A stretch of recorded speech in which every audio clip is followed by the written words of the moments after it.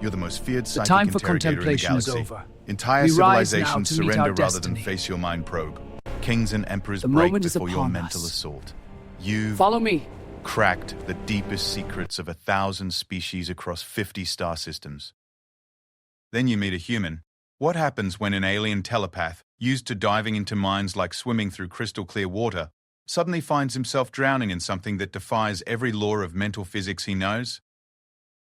What happens when the probe becomes the probed, when the hunter becomes the hunted, and when a simple interrogation turns into a cosmic joke that echoes through the halls of an entire space station? Brother Marcus Chambers was just a human chaplain on a routine diplomatic mission.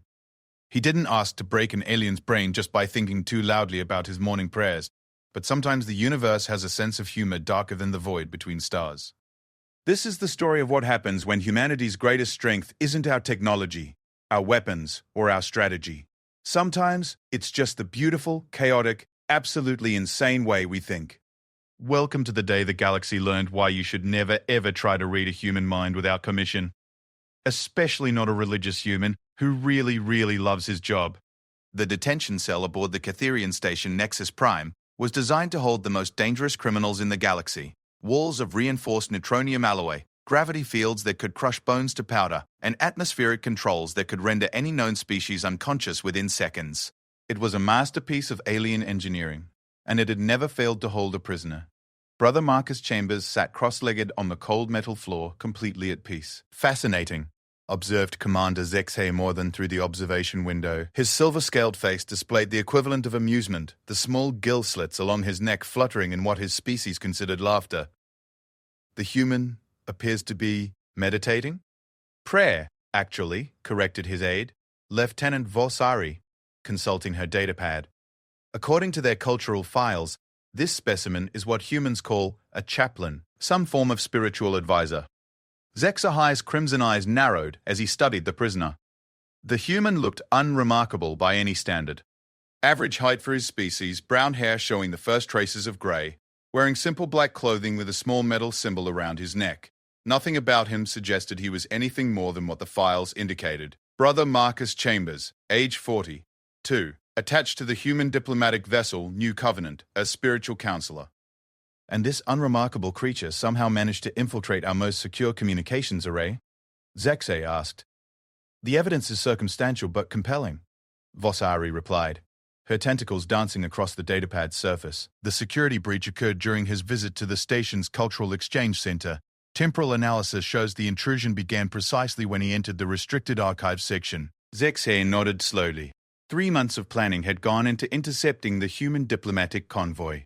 The Kytherians had been watching humanity's rapid expansion across the galaxy with growing concern. In just 2 centuries, these newcomers had gone from primitive chemical rockets to faster-than-light travel. They formed alliances with disturbing ease, their strange charisma somehow convincing dozens of species to join their growing confederation. But charisma meant nothing against a Kytherian mind probe. Has Inquisitor Thessara been briefed? Zexai inquired. She awaits your signal. Commander, the human's diplomatic immunity was revoked the moment we detected the security breach. Legally, we're clear to proceed with enhanced interrogation. Through the reinforced viewing panel, Brother Chambers continued his prayers, lips moving silently as his hands worked through what appeared to be some form of counting beads. The sight irritated Zexay for reasons he couldn't quite articulate. There was something almost insulting about the human's serenity. Signal the Inquisitor, he commanded. Let's discover what secrets this humble priest is hiding. The interrogation chamber adjoining the detention cell was a study in psychological warfare. The Kytherians had perfected the art of mental domination over 3 millennia, and every aspect of the room reflected that expertise. The lighting shifted through subtle frequencies designed to induce anxiety in most known species. The walls displayed hypnotic patterns that could weaken mental defenses. Even the air carried trace pheromones that promoted submission and fear. Inquisitor Thessara entered the chamber like a force of nature. Standing nearly 8 feet tall, her serpentine form moved with liquid grace. Her head was crowned with bony crests that pulsed with bioluminescent patterns, and her eyes held the deep violet glow of a powerful telepath. She was the Kytherian Empire's most feared interrogator, capable of reducing hardened criminals to sobbing children with a thought. Bring the human, she commanded, her voice carrying harmonic undertones that could induce panic in weaker minds. The detention field deactivated, and Brother Chambers looked up from his prayers as two Kytherian guards entered his cell. He smiled warmly at them, the expression so genuine that both warriors hesitated momentarily. "Good morning," he said in perfectly accented Kytherian. "I don't suppose you could tell me what time it is. I seem to have lost track during my prayers." The guards exchanged confused glances. Prisoners didn't usually make small talk. They especially didn't do so while radiating the kind of calm contentment that Brother Chambers seemed to exude. "Move," one of them growled, gesturing with his plasma rifle. "Of course," Brother Chambers replied agreeably, rising to his feet with the fluid motion of someone accustomed to physical discipline. "Lead the way." The walk to the interrogation chamber was brief, but it gave Zexhay another opportunity to observe the human. Most prisoners entering Thyssera's domain showed some sign of fear or anxiety. Their heart rates elevated, their movements became jerky, their eyes darted around looking for escape routes. Brother Chambers walked as if he were taking a pleasant stroll through a garden, humming softly under his breath. The interrogation chamber's door sealed with a heavy thud, and Brother Chambers found himself face to face with Inquisitor Thysera. The Kytherian's bioluminescent crests flared in a display designed to trigger deep-seated predator-prey responses, and her psychic presence filled the room like a crushing weight. Brother Chambers blinked once, then smiled. "You must be Inquisitor Thysera," he said politely. "I've heard remarkable things about your work. Commander Morthen speaks very highly of your abilities." Thysera's crests flickered in surprise. The human wasn't supposed to be capable of casual conversation under the weight of her psychic aura? Even other telepaths found it difficult to maintain coherent thought in her presence without proper mental shielding. "Sit," she commanded, gesturing to the single chair in the center of the room. "Thank you," Brother Chambers replied, settling into the chair as if it were a comfortable recliner rather than a device designed to inflict psychological torture. "I appreciate your hospitality, though I have to admit I'm a bit confused about why I'm here." "You infiltrated our secure systems," Thysera stated, beginning to circle him slowly. "We have evidence placing you at the location of the breach." Brother Chambers nodded thoughtfully. "I did visit the Cultural Exchange Center, yes. Fascinating archives you have there. I was particularly interested in the section on comparative theology. Did you know that 17 different species in your databases have developed remarkably similar creation myths? The parallels to human religious traditions are quite striking. The casual tone and unexpected subject matter threw Thysera off balance. She was accustomed to prisoners who begged, threatened, or tried to bargain. She had never encountered one who wanted to discuss comparative theology. "You will tell me what information you accessed and how you transmitted it to your allies," she said, her psychic presence intensifying. Brother Chambers tilted his head slightly, as if listening to something only he could hear. "I'm afraid I didn't access any classified information, and I certainly didn't transmit anything to anyone. I was just reading about Zephyrian creation stories when your security team arrived." Thysera's patience evaporated. She'd wasted enough time with pleasantries. Moving to stand directly in front of the human, she placed her clawed hands on either side of his head. "Since you refuse to cooperate willingly," she hissed, "I will take what I need directly from your mind." Brother Chambers looked up at her with genuine concern. "Are you absolutely certain you want to do that? Your primitive human brain holds no mysteries for me," Thysera replied coldly. "I have broken the minds of telepaths far more powerful than any your species has produced." "It's not a matter of power," Brother Chambers said quietly. "It's just that human minds tend to be, well, different. Are you sure your medical staff is prepared for the potential side effects?" Thysera's laugh was like breaking glass. "Side effects? Human. I have probed the minds of crystalline entities that think in mathematical symphonies. I have read the thoughts of hive-mind insects whose consciousness spans entire star systems. Your pathetic organic brain is nothing more than amusing diversion." "If you're certain," Brother Chambers said with a slight shrug, "but I really would recommend having a medical team standing by." Without further warning, Thysera drove her consciousness into the human's mind like a spear thrust, and immediately discovered she had made a terrible mistake. The first thing that hit her wasn't resistance or mental shielding. It was noise. Pure, undiluted, overwhelming noise that crashed over her telepathic senses like a tsunami of pure chaos. Human thoughts, she realized with growing horror, didn't flow in orderly streams like every other species she'd encountered. They exploded in all directions simultaneously, a constant fireworks display of interconnected concepts, memories, emotions, and sensations that operated on 17 different levels at once. Brother Chambers wasn't thinking about one thing, he was thinking about everything. His surface thoughts were prayer, yes, but underneath that were layers upon layers of additional mental activity. He was simultaneously composing a sermon about faith in dark times, remembering a conversation with his sister from 15 years ago, wondering if the station's atmospheric recycling system was running efficiently, feeling mild concern about the Inquisitor's obvious stress levels, reciting multiplication tables, humming the melody to a hymn he'd learned as a child, planning his next meal, considering the theological implications of telepathic species, reviewing his knowledge of Kytherian cultural protocols, and experiencing deep abiding joy about existence in general. And that was just his conscious mind. Deeper down, the Sarah encountered the human subconscious and nearly screamed. Where other species had organized mental landscapes, humans had everything. Decades of stored memories crashed together in impossible combinations. Childhood songs mixed with advanced astrophysics equations, religious devotion intertwined with memories of old Earth movies. Fear and joy and anger and love all existed in the same space without cancelling each other out, creating a symphony of contradiction that hurt to experience. But even that wasn't the worst part. The worst part was that Brother Chambers' mind wouldn't stop trying to include her in everything it was doing. Human minds, she realized with dawning terror, were inherently social constructs. They were designed to connect, to share, to pull other consciousness into their chaotic dance of thought and feeling. And Brother Chambers' mind, shaped by decades of pastoral care and genuine love for other beings, was trying to comfort her. It was trying to help. As her consciousness reeled under the assault of pure human mental chaos, she felt Brother Chambers' genuine concern for her well-being, his automatic impulse to ease her distress, his reflexive desire to offer spiritual counseling to anyone who seemed to be suffering. The human's mind was literally attempting to provide therapy to the telepathic presence that had invaded it. "Oh dear," she heard his voice say from somewhere very far away. "I really did try to warn you." Thisisara attempted to withdraw from the mental connection, but discovered to her horror that she couldn't find the exit. Human thoughts didn't have clear boundaries.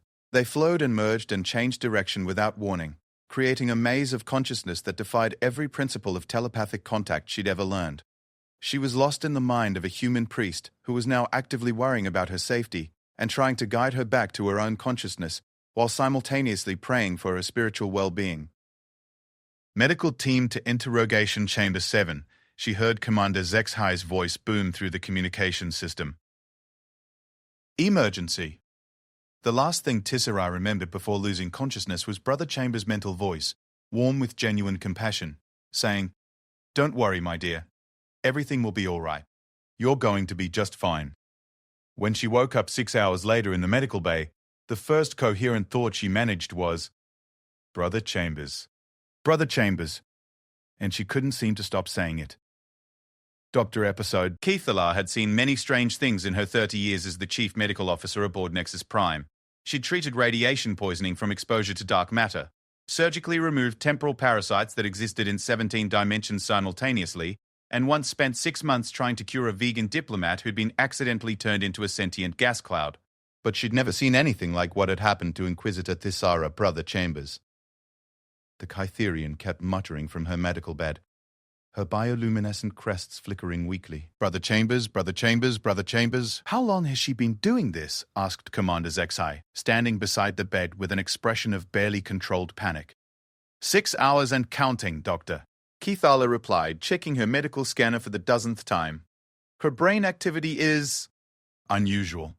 Define unusual." The doctor gestured to the holographic display showing Tissera's neural patterns.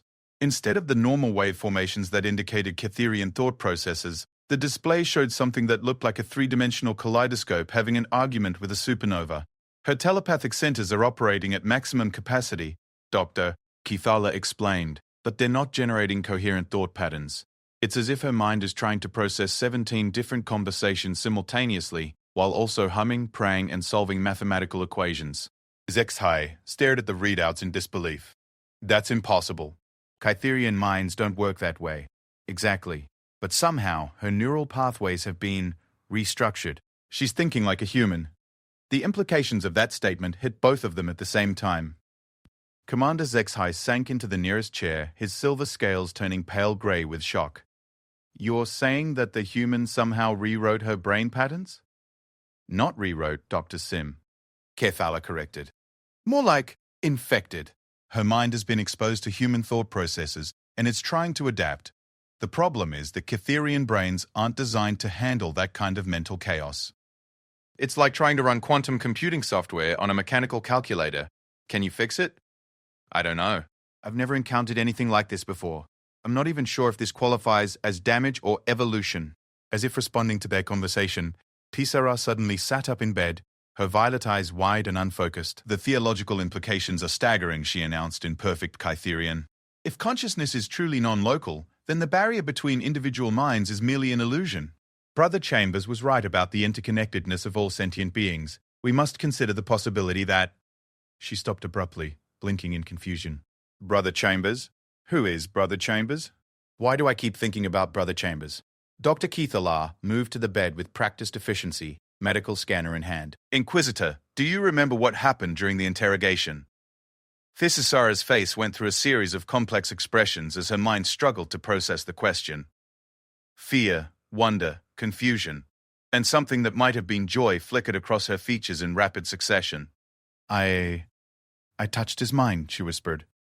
And it was beautiful. Terrifying, but beautiful. All those thoughts, all those connections, the way everything related to everything else.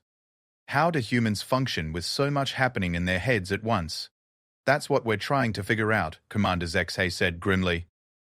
Doctor, I need you to examine the human as well. If he's somehow contaminated my chief interrogator, I need to know if it was intentional. Brother Chambers, Thisara exclaimed suddenly. Is he all right? I remember his concern for my well-being even as I was... Stars preserve us. What did I do to that poor man?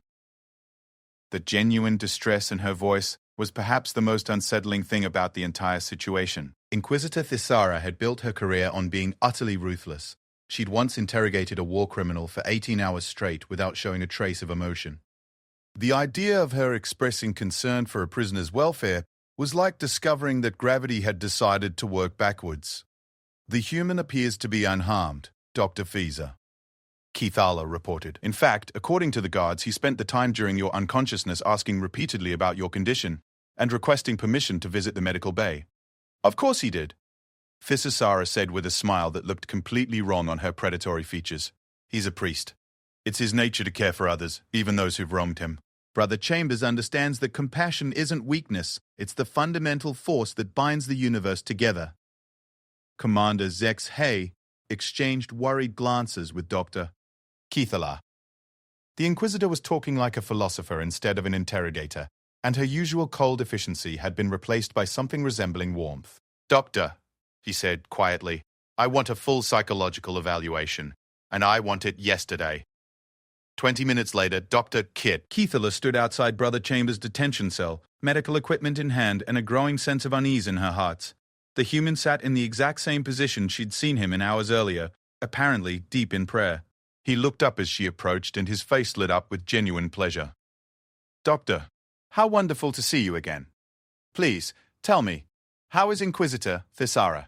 I've been quite worried about her. The directness of his concern caught her off guard.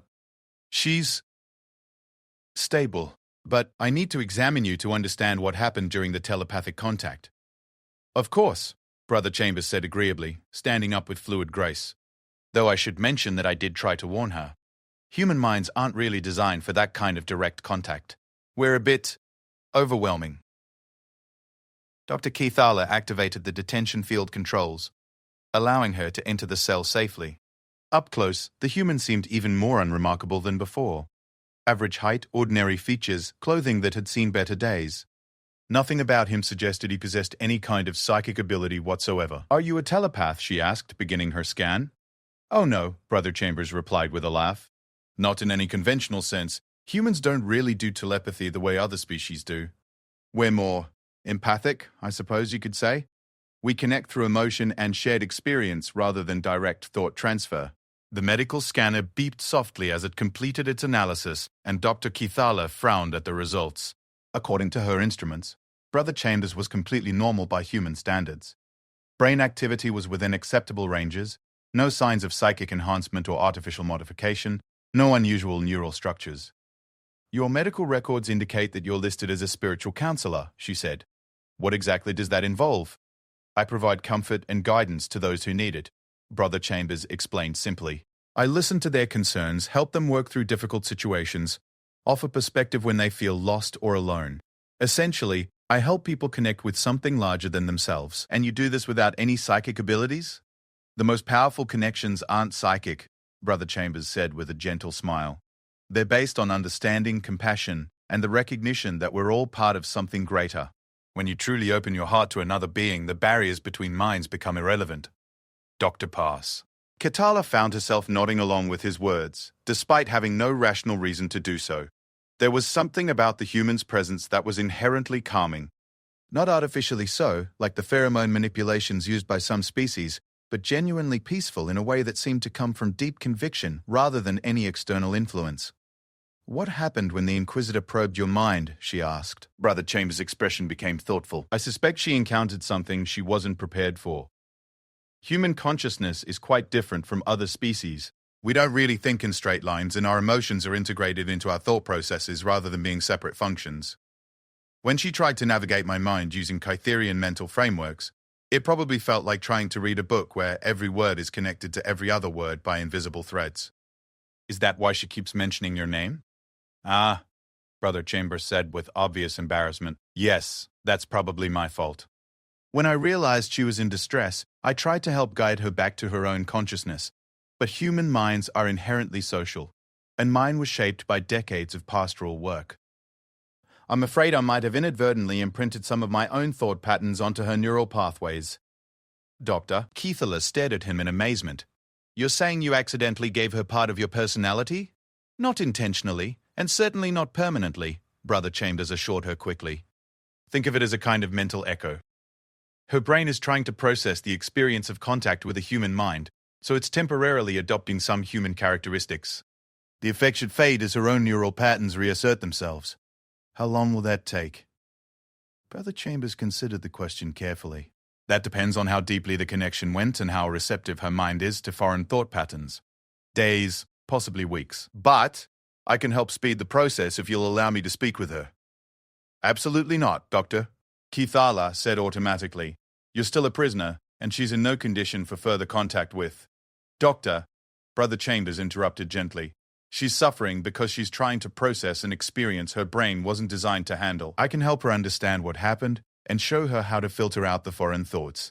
Would you deny medical aid to someone in need simply because of political circumstances? The question hit Dr. Keithala like a physical blow.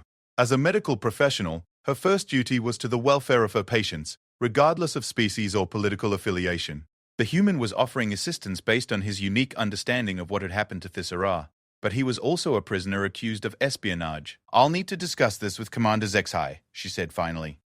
Of course, Brother Chambers agreed. But please don't wait too long. The longer she tries to process foreign thought patterns without guidance, the more difficult it will become for her to return to her normal state of mind. As Dr. Keithala left the detention cell, she found herself thinking about the human's words with disturbing frequency. There had been something about his manner, his absolute sincerity, and concern for someone who had tried to violate his mind, that challenged everything she thought she knew about prisoner psychology. More troubling still was the growing certainty that he was telling the truth about everything. Commander Zexhai was waiting for her in the medical bay, studying the latest readings from Thisara's neural monitor. The Inquisitor had fallen asleep, but even in unconsciousness, her brain patterns continued to display the chaotic, multi-layered activity characteristic of human thought. What did you learn? He asked without preamble. The human isn't lying, Dr. Keithala reported. He has no psychic abilities whatsoever, no artificial enhancements, no hidden technology. He's exactly what he appears to be, a religious counselor with no training in mental manipulation. Then how did he do this to her? He didn't do anything to her. She did it to herself by trying to forcibly access a mind that operates on fundamentally different principles than any she'd encountered before.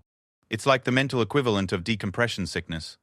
Zexhai's scales shifted to a troubled purple. Can she be cured?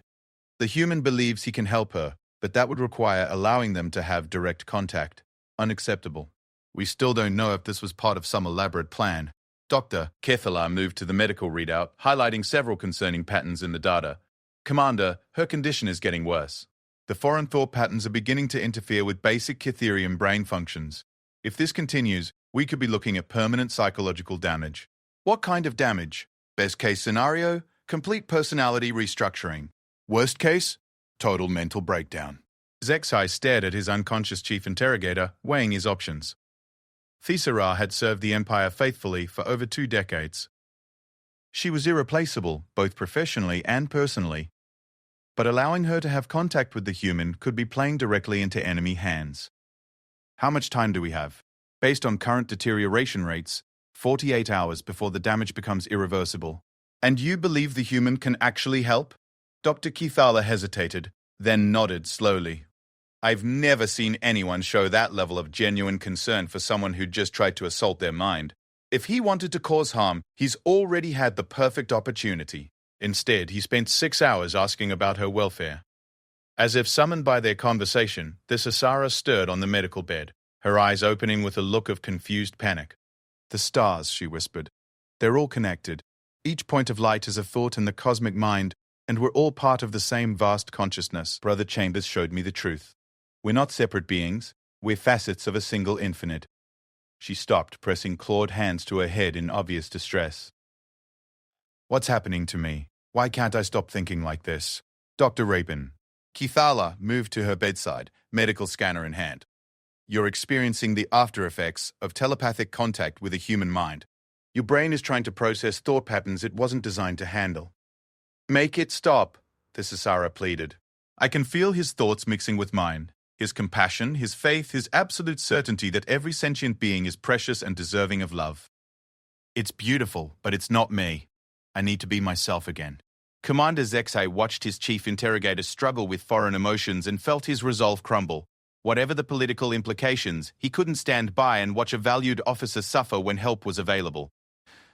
Doctor, he said quietly, arrange a supervised meeting between the Inquisitor and the human. But I want full security protocols in place, and I want monitors on every conversation. Yes, Commander. As Dr. Keithala moved to implement his orders, Zexai found himself hoping that Brother Chambers truly was what he appeared to be. A simple priest whose only crime was possessing a mind too chaotic for Cytherian telepathy to safely navigate. Because if he was wrong about the human's intentions, Thisara's condition might be the least of their problems. The conference room had been hastily converted into a neutral meeting space, with medical monitoring equipment lining the walls, and a team of security personnel stationed at every entrance. Dr. Keithala checked her instruments one final time as Brother Chambers entered the room, flanked by 2 guards who looked significantly less intimidating than they probably intended to. Thank you for agreeing to this, the human said to Commander Zexai, who stood behind a protective barrier of reinforced transparent aluminum. I know this situation must be very difficult for you. Zexai's response was interrupted by the arrival of Inquisitor Thisara, supported by 2 medical technicians. The proud, terrifying interrogator who had entered the chamber 18 hours earlier was gone, replaced by someone who moved with uncertain steps and kept pausing to stare at ordinary objects as if seeing them for the first time. The light fixtures, she murmured, gazing up at the standard illumination arrays. They're not just providing photons, they're creating tiny ecosystems of electromagnetic interaction, each bulb a sun, for invisible civilizations of quantum possibility. She blinked hard, shaking her head. No, that's not right. That's not how I think. Why am I thinking like that? Brother Chambers' expression filled with genuine compassion as he watched her struggle. Because your mind encountered mine and tried to make sense of how human consciousness operates. You're experiencing what we call overflow thinking, the tendency to see connections and patterns everywhere. Can you make it stop? Thisara asked, settling carefully into the chair across from him. I've been having thoughts about universal love and cosmic unity for 16 hours straight. It's exhausting. I can teach you how to filter them. Brother Chambers replied gently. But first, you need to understand what happened during our contact. May I explain? Thisara nodded, though she kept glancing around the room as if the walls themselves were whispering secrets. When you entered my mind, Brother Chambers began, you expected to find thoughts organized like a Cytherian consciousness. Linear, logical, compartmentalized. Instead, you found what we humans call stream of consciousness. A constant flow of interconnected ideas, memories, emotions, and sensations. It was chaos, Thisara whispered. Beautiful chaos. Yes, but it's organized chaos. We don't think about one thing at a time. because human brains are designed for survival in complex social environments. We need to simultaneously track multiple conversations, monitor emotional states, remember past experiences, plan future actions, and maintain awareness of our surroundings, all while processing the needs and feelings of everyone around us. Dr. Kitala monitored the readings from both subjects, fascinated despite her medical training. Brother Chambers' brain patterns remained remarkably stable, showing the characteristic multi-layered activity of human thought, but with an unusual degree of organization and focus. Tessara's patterns were slowly beginning to separate into more recognizable Kytherian formations, though strange hybrid patterns continued to flicker through her neural matrix. But how do you maintain your sanity? Tessara asked. All those thoughts, all those connections, how do you keep from being overwhelmed?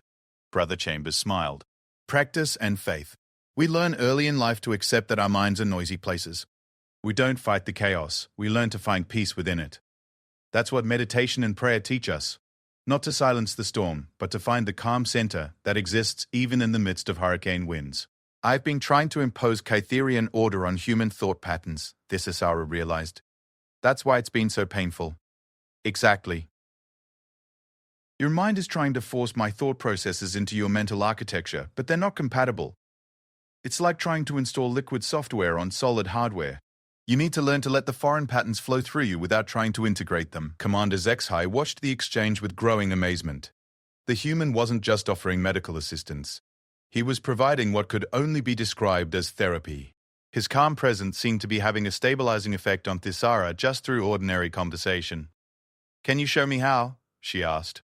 Close your eyes, Brother Chambers instructed gently. Now, instead of fighting the foreign thoughts, just observe them.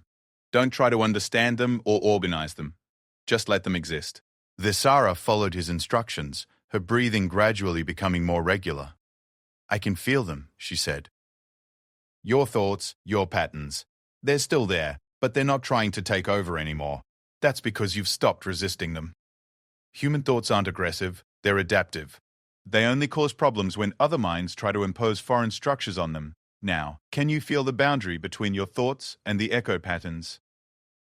Yes, there's a separation, like oil and water. Good. Now, very gently, imagine pushing the echo patterns toward that boundary. Not violently. Think of it like guiding a lost child back to their proper family. Doctor. Keithala watched in fascination as Tessara's brain patterns began to shift. The chaotic hybrid formations slowly separated into distinct layers, with human-style thought patterns becoming isolated pockets that gradually diminished in intensity. It's working, Tessara breathed. I can feel my own mind returning. Don't rush it, Brother Chambers cautioned. Let the process happen naturally. Your brain knows how to heal itself. It just needed guidance on how to handle the foreign elements. For the next hour, Brother Chambers walked Tessara through a series of mental exercises designed to help her differentiate between her natural thought patterns and the lingering echoes of human consciousness. His approach was patient, gentle, and remarkably effective. By the end of the session, the Inquisitor's brain patterns had returned to something recognizably Kytherian, though traces of enhanced connectivity remained. How do you feel? Dr. Keithala asked as the session concluded. Tessara opened her eyes slowly, and for the first time in nearly 24 hours, they held the focused intelligence that had made her the Empire's most feared interrogator. Much better, she said, then turned to Brother Chambers. Thank you. I don't know how to repay you for this. No repayment necessary, the human replied warmly. I'm just glad I could help. Though I have to ask, what made you decide to probe my mind without warning? The directness of the question caught everyone off guard. Brother Chambers wasn't angry or accusatory.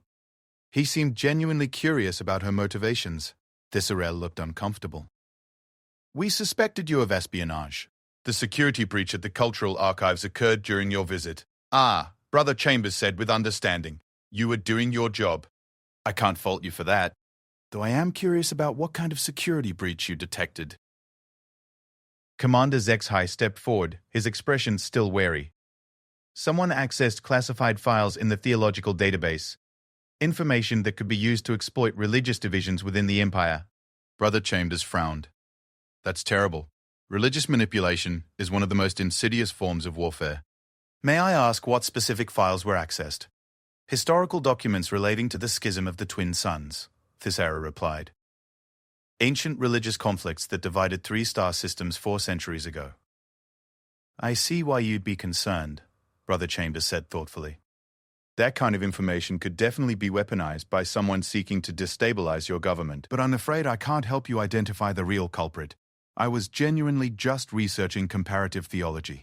Dr. Pays. Keithela checked a chronometer and made notes in her medical file. Inquisitor, I'd like you to return for follow-up examinations over the next few days. The residual effect should continue to diminish, but I want to monitor your progress. Of course, Doctor. As the medical team prepared to escort Thisara back to her quarters, she paused beside Brother Chambers. I owe you an apology, she said formally. I violated your mind without consent and caused you distress. By the laws of my people, that makes me your debtor. Brother Chambers looked genuinely surprised. There's no debt between us. You were protecting your people from a perceived threat. I understand completely. Nevertheless, the debt exists. If there's ever anything I can do to assist you, you need only ask. After Thisara left, Commander Zexai remained in the conference room with Brother Chambers, studying the human with new eyes. You could have let her suffer, he observed. You could have used her condition to bargain for your freedom or to gain concessions. Instead, you helped her unconditionally. Why would I let someone suffer when I had the ability to help? Brother Chambers asked, seeming genuinely puzzled by the suggestion. Her pain wasn't helping anyone. Most species would have used the situation to their advantage. Brother Chambers considered this seriously. I suppose that's one of the fundamental differences between humans and many other species. We tend to see individual welfare as connected to collective welfare. Helping Thisara wasn't just the right thing to do morally, it was the strategically sound choice if I ever want to build positive relationships with your people. You're still a prisoner, Zexay reminded him. Yes, but I won't be forever, and when I'm eventually released, wouldn't you prefer that I remember the Kitharians as honorable people who treated a suspected criminal with dignity and fairness, rather than as enemies who tortured an innocent chaplain? The simple logic of the statement hit Zexai with unexpected force. The human was playing a game on a completely different level than anyone else in the room. Not politics or military strategy, but something that might be called relationship architecture, the long-term construction of trust and mutual benefit. Tell me honestly, Zexai said. Did you access those classified files? Brother Chambers met his gaze steadily.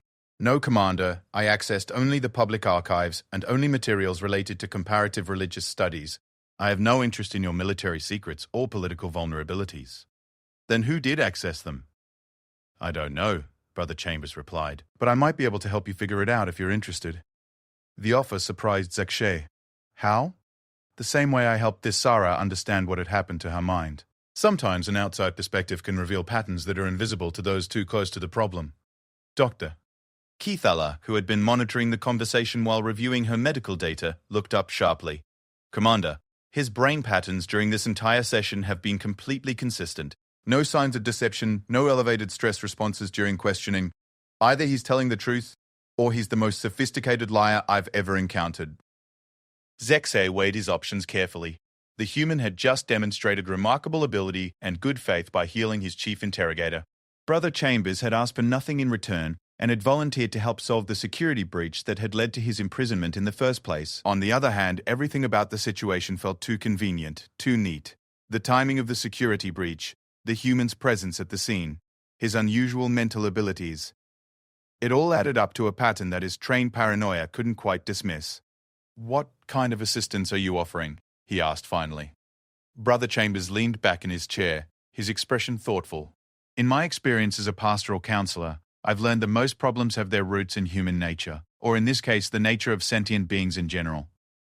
Whoever accessed your files did so for a reason, and that reason is probably emotional as much as practical.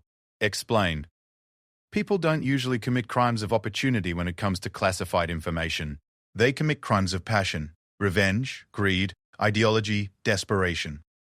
If you can understand the emotional motivation behind the breach, you can identify the type of individual who would have both the access and the inclination to commit it. Zexay found himself nodding despite his reservations. The human's approach was unlike anything he'd encountered in standard security protocols. But it had an intuitive logic that was hard to dismiss. Very well, he said finally. Cathala, Please escort Brother Chambers back to his quarters. I'll consider his offer. As the guards prepared to return the human to detention, Brother Chambers paused at the doorway. Commander, may I ask you something? Why did you become a military officer?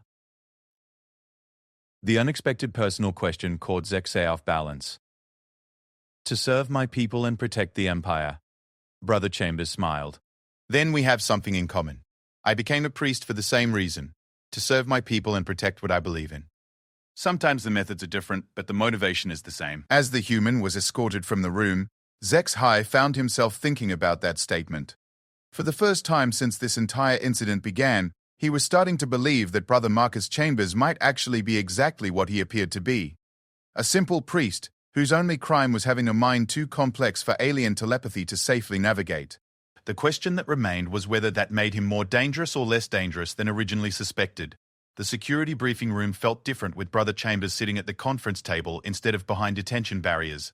Commander Zexay had made the decision to treat the human as a consultant rather than a prisoner, though armed guards remained stationed at every exit. 3 days had passed since the healing session with Thisera, and the Inquisitor's condition had improved dramatically, though she still occasionally lapsed into what she called human moments of overwhelming empathy. Before we begin, Zexay announced, I want everyone to understand that Brother Chambers is here voluntarily, offering assistance with our investigation. He is not to be treated as a suspect during this session. The assembled team represented the best minds available on Nexus Prime. Lieutenant Vossazari from Station Security, Technical Specialist Horthen from Computer Systems, Dr. Keithala from Medical, and surprisingly, Inquisitor Thisara herself, who had insisted on participating despite her recent ordeal. Thank you for including me in this, Brother Chambers said warmly. I understand your caution, and I appreciate the trust you're showing. Now, shall we review what we know about the security breach? Horthen activated the holographic display system, showing a timeline of events from 3 days earlier. The intrusion occurred at 14:27 station time. Someone with Level 7 security clearance accessed the theological archives and specifically targeted files related to the schism of the twin suns. Level 7 clearance, Brother Chambers repeated thoughtfully. That's fairly high access, isn't it? Only 37 individuals on the entire station have that level of authorization, Lieutenant Vossary confirmed. All of them have been questioned and cleared through standard protocols, but not through telepathic interrogation, Thisara noted. After my experience with Brother Chambers, I'm reluctant to probe anyone's mind without absolute necessity. Brother Chambers nodded approvingly. A wise precaution. But tell me, what exactly is the schism of the twin suns? I encountered references to it during my research, but the public files contained only basic historical information. Commander Zexay hesitated, then decided that understanding the stakes might help the human provide better assistance. 400 years ago, 2 star systems in our territory were torn apart by religious warfare. The conflict began when radical theologians claimed that one of the twin stars was divine while the other was demonic. The resulting civil war lasted 60 years and cost billions of lives. The classified files contained detailed psychological profiles of the key religious leaders who instigated the conflict, Dr. Keithala added. Information that could be used to identify and exploit similar vulnerabilities in current religious movements throughout the Empire. Brother Chambers looked genuinely disturbed by this revelation. Someone wants to start another religious war? That's our primary concern, Zexay confirmed. The question is who and why. May I see the access logs? Brother Chambers asked.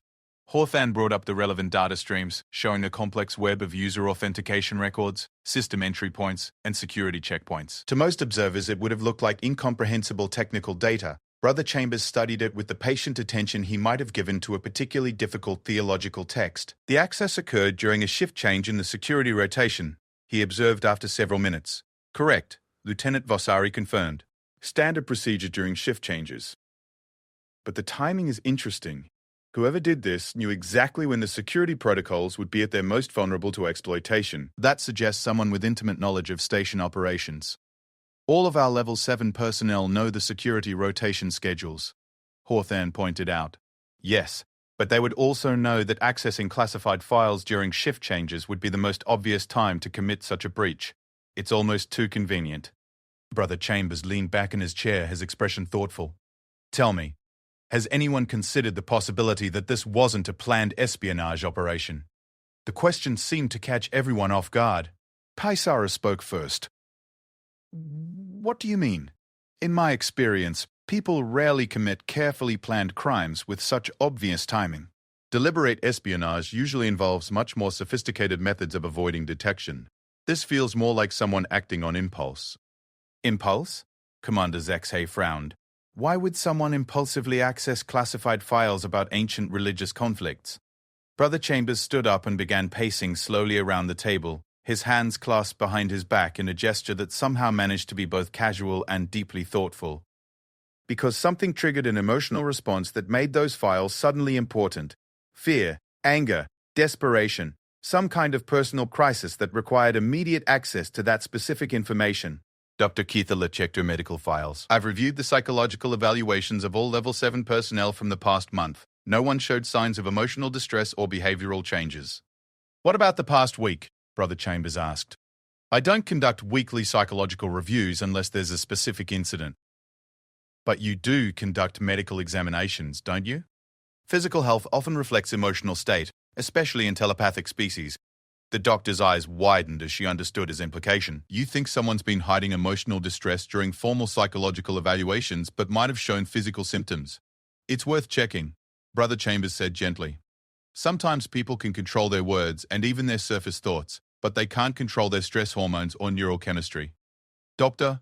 Keithala immediately began pulling medical records for all 37 individuals with Level 7 clearance. The data streamed across her portable display in waves of biological information. Blood pressure readings, neurotransmitter levels, sleep patterns, dietary changes. Here, she announced suddenly, Senior Archivist Melfior.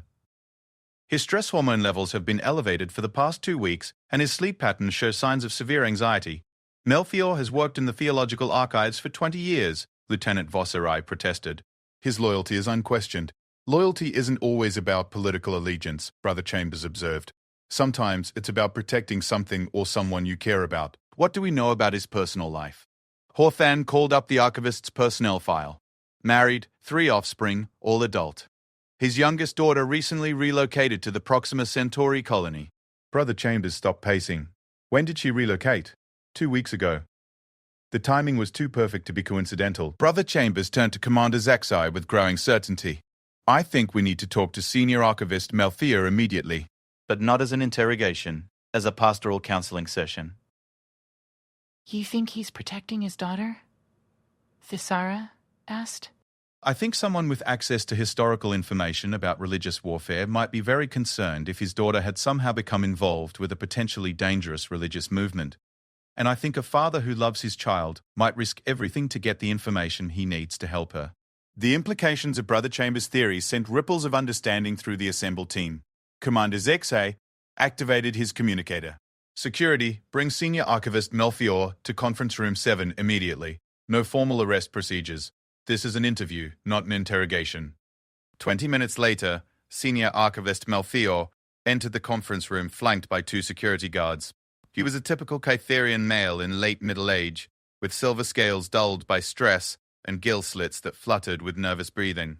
His eyes darted around the room, taking in the assembled officials, before settling on Brother Chambers with obvious confusion. I don't understand, he said in a voice that trembled slightly. Am I under arrest? What's the human doing here? Commander Zexhay gestured to a chair across from Brother Chambers. Please sit down, Melfior. We need to discuss the security breach that occurred 3 days ago. The archivist's scales shifted to a pale grey color that indicated fear. I don't know anything about any security breach. Brother Chambers leaned forward slightly, his voice gentle but concerned. Melfior, may I call you that? I'm Brother Chambers, and I want you to know that we're not here to punish anyone. We're here to help. Tell me about your daughter. The direct, compassionate approach hit the archivist like a physical blow. His carefully maintained composure crumbled, and his shoulders began to shake. She's in trouble, he whispered. My little Yathara is in terrible trouble, and I don't know how to save her. What kind of trouble? Brother Chambers asked softly. She joined a religious movement on Proxima Centauri. At first, it seemed harmless, just a meditation group focused on spiritual enlightenment. But their communications have become increasingly radical over the past month. They're talking about purification through sacrifice, about cleansing the galaxy of unworthy souls. Dr. Keithala exchanged worried glances with Commander Zexhay.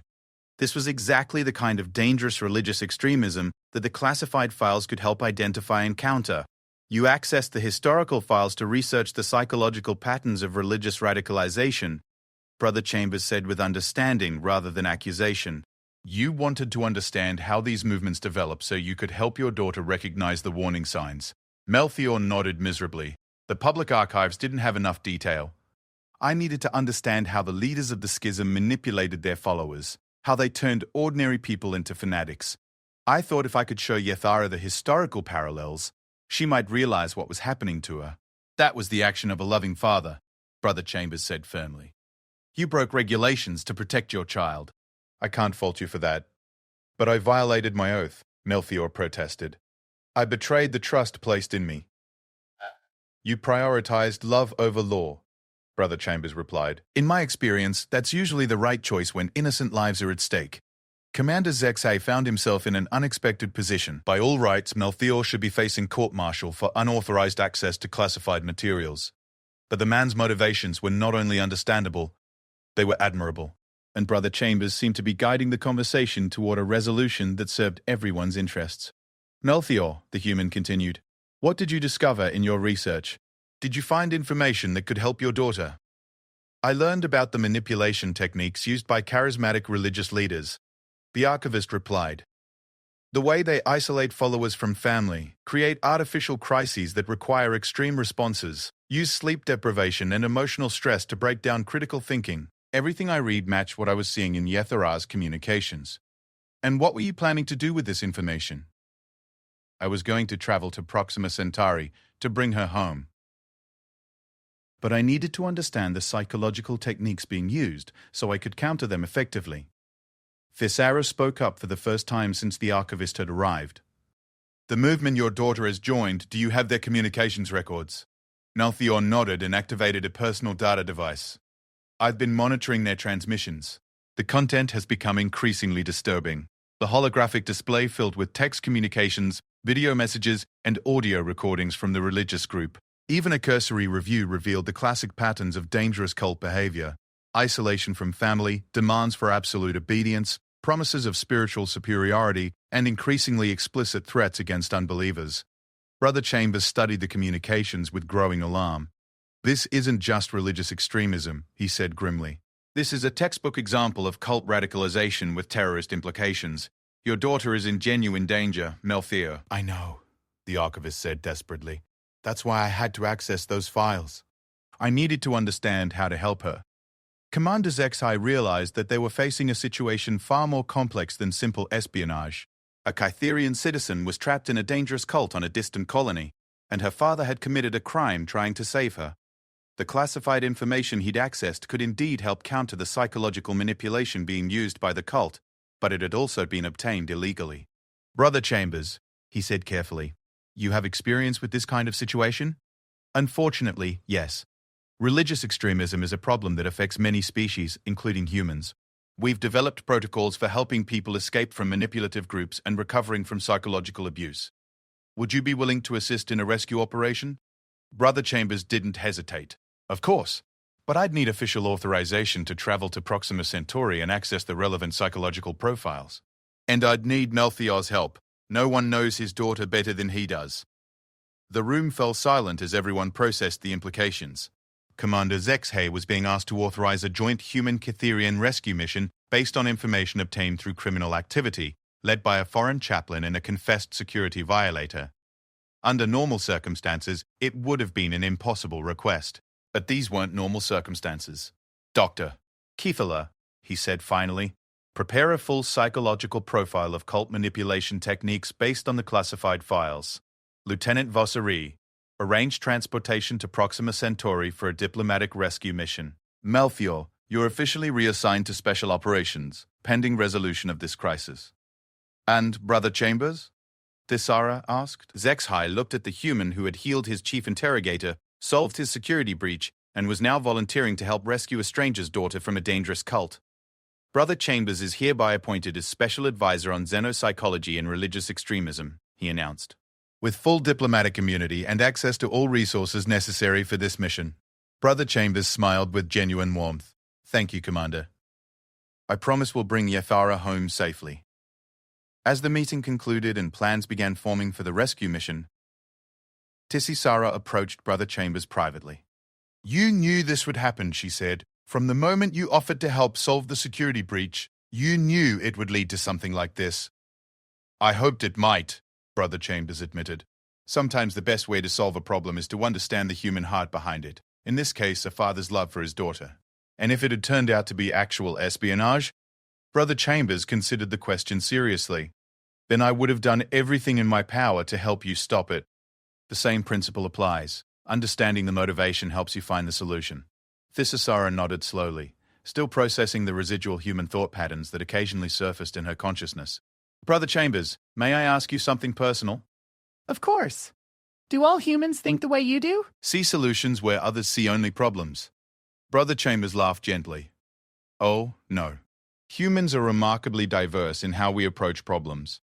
But we do tend to be optimistic about the possibility of positive outcomes, even in difficult situations. It's one of our more useful evolutionary adaptations. As the team prepared for their mission to Proxima Centauri, none of them could have predicted that their greatest challenge wouldn't be rescuing one young Cytherian from a dangerous cult. It would be discovering that the cult's influence had already spread far beyond a single colony, and that Brother Chambers' unique understanding of human psychology would be the key to preventing a new religious war from consuming entire star systems. The journey to Proxima Centauri aboard the Cytherian fast cruiser Vigilant Dawn gave Brother Chambers time to study the psychological profiles that Melchior had compiled from the classified archives. What he discovered was far more disturbing than anyone had anticipated. This isn't an isolated cult, he announced during their final mission briefing, 3 hours before arrival at the colony. This is a sophisticated psychological warfare operation designed to exploit specific vulnerabilities in Cytherian social structure. Commander Zexhai, who had insisted on leading the mission personally, looked up from his tactical displays with alarm. Explain. Brother Chambers activated the holographic projector, displaying a complex web of interconnected data points.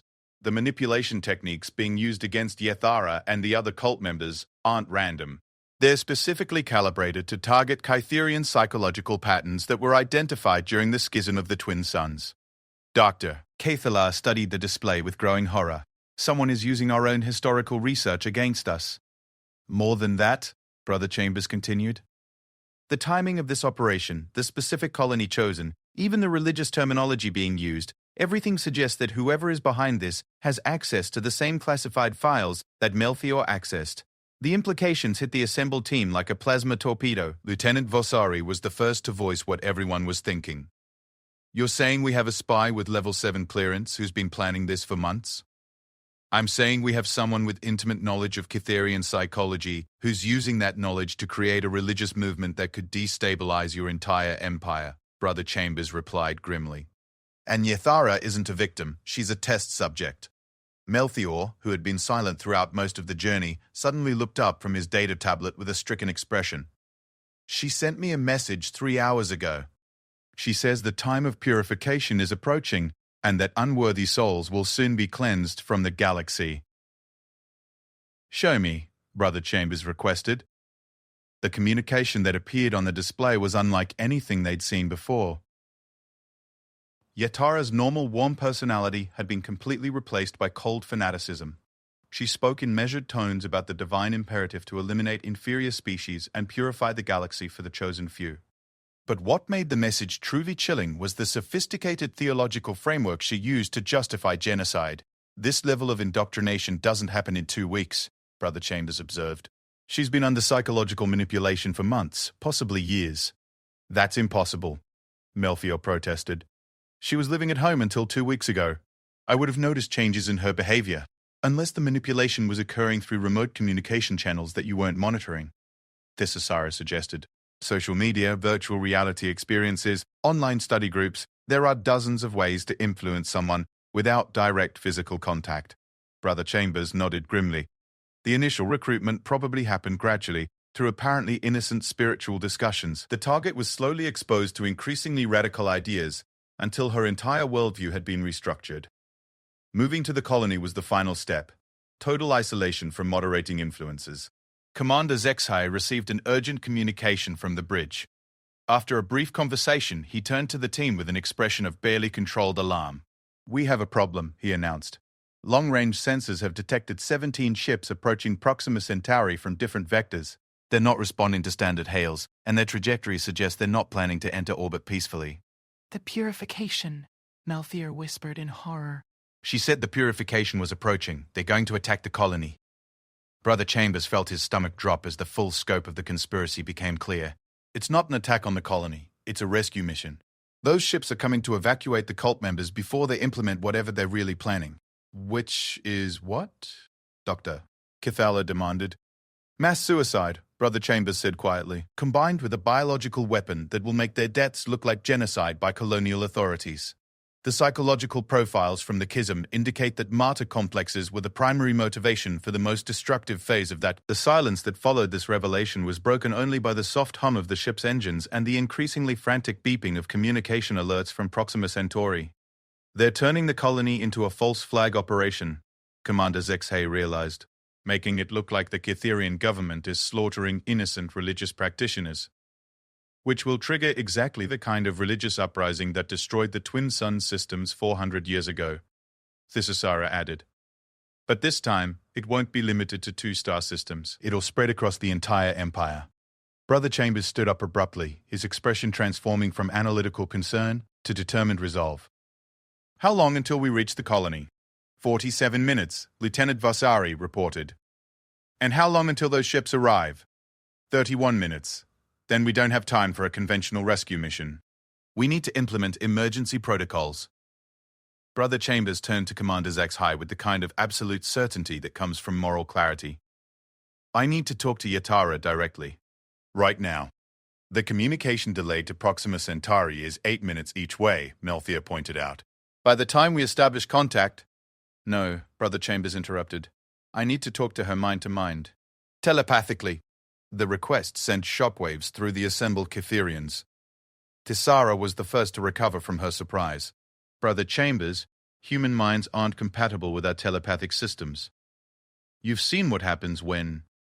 I've seen what happens when a Cytherian mind tries to probe a human consciousness unprepared, Brother Chambers corrected. But I'm not asking you to probe my mind. I'm asking you to help me project into hers. That's completely different, Dr. Kithala protested. The stress on your nervous system could be fatal. Yathara is going to die in 31 minutes unless someone breaks through the psychological conditioning that's been imposed on her, Brother Chambers replied calmly. I'm willing to take the risk. Melthior looked at the human with desperate hope. You really think you can reach her? I think human thought patterns are chaotic enough to disrupt carefully constructed psychological programming.